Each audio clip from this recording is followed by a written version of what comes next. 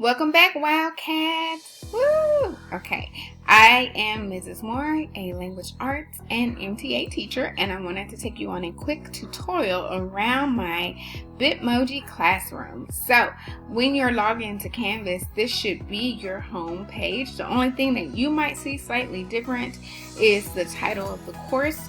You would have either 6th, 7th, 8th grade, or you might have MTA or Reading Science, so any of those titles might apply to you. Now, when you're here, this is actually a link to everything you will need for my class. The first place where you can go is the About Me page. If you click on this link, it will take you to a page about me. It has information about me professionally, about me personally, and the goal that I set for this year.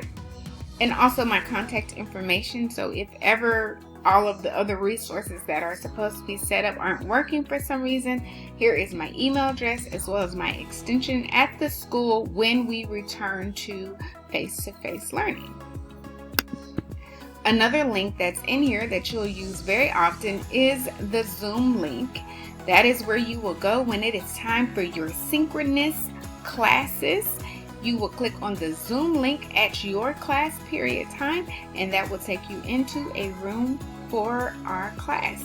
And if it's not open, maybe you got there a little early, it'll put you in a waiting room where you can come and join me later.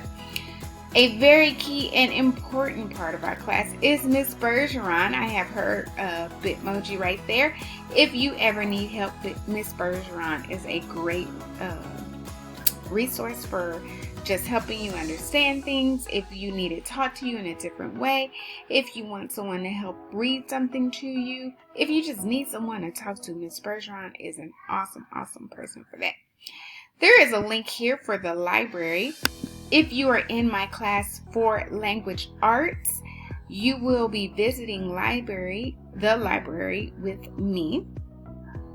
So until we go face-to-face, or even once we're face-to-face, if there's something you want to check out digitally, this is where you would go, and we'll learn about all the different resources that are on this page as we visit the library and do activities there. Our librarian is Miss Autry, but when you're in the language arts class, you can always use this quick link to get to the library page. Our bell schedule will be here. This can really come in handy on those asynchronous days, but even on a synchronous day, if you're not sure what time class ends, here is our bell schedule. It's right here. Our weekly agenda, this will be updated on Sunday evenings, Monday mornings, and this has the overview for the week, so you can get a general concept of what is being taught each day. This page comes up first, and then you pick the week that we are currently in. You can also use it to go back to see anything you may have missed in previous weeks. They are categorized by the different grading periods. In middle school, there are 6 grading periods with approximately 6 weeks each. So for today, I would click on this first link because this is our first week. The top part is for the classes that are doing synchronous or real-time learning, the classes that are expected to log in. The bottom box are for the classes that are asynchronous and you're working self-paced for that particular day. Now, the 1st, 3rd, 5th, and 7th periods will be dark blue, and the 2nd, 4th, and 6th periods will be light blue. So it's color coordinated, and you can see what is expected of you every day. And your home page will just take you back to the calendar, the overall calendar, for you to pick the week. Here we have today's agenda, and you'll see what we're doing specifically on today, and that will be updated almost every day. Sometimes what we did yesterday will carry over into the new day, but today all I want you to do is participate in class and have fun. And our we will is the content that you're learning that day. So we're going to set expectations for learning and explore our class like we're doing now. We have a word wall. Everybody's getting their own direct use to a word wall, and the word wall will have all of the vocabulary words that you need to know for the specific unit we're in. Right now we're in Unit 1, and Unit 1 goes from today until September 10th. On the 11th, you'll see a new wall. The content that we're covering in this first unit is parts of speech, reading foundation, writing foundation, and just other key terms that we may have. Once you click on a specific topic, it will take you to an even broader list of words that fall under that topic, and then you can click on those on the next word. And it will give you the keyword, the definition, an example, and then a tad little tidbit that will help you. The hall pass is something that you will use once we return face to face.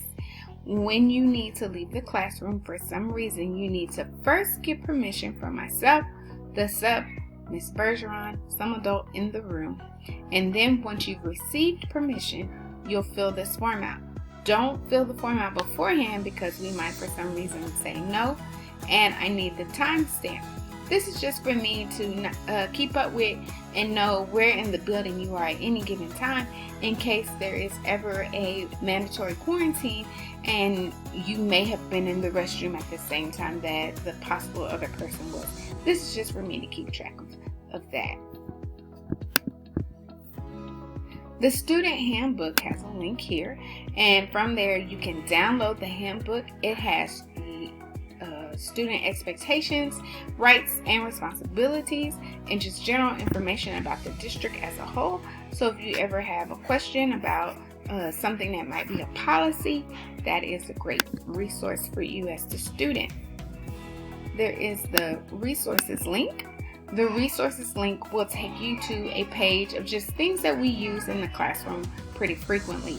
Links to other websites that we'll visit frequently, a frequently misspelled word list, a video on how to add extensions, These are extensions that we will use in class regularly, so just in case you lose them somehow and you forgot which ones we had on our computer, here is the list of the resources, and this list will grow as the year continues.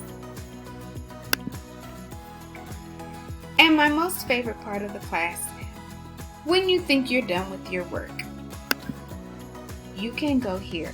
Every unit will have a choice board that you can use for one grade. Now there's 3 assignments that you have to do total. Complete 3 activities to get a tic-tac-toe, but you get to choose which ones you want.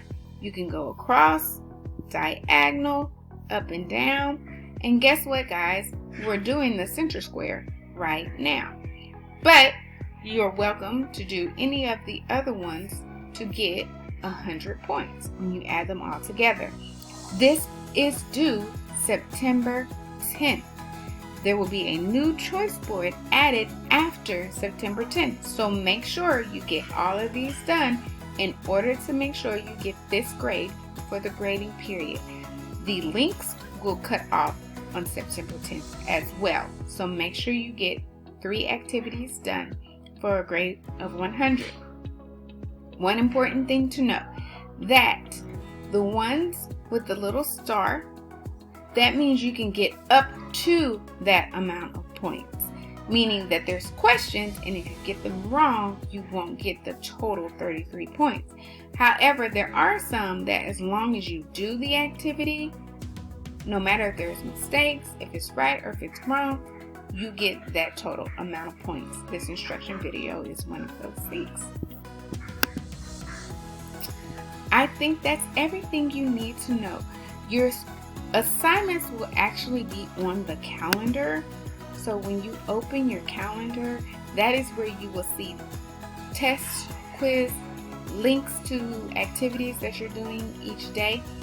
Tomorrow, your first assignment will be on the calendar under the, let's see, Friday this is August. Yeah, Friday the 21st. Okay, so if you have any questions, please feel free to email me. You should be able to contact me through here, and I am here to help you. All right, have a good day. Bye.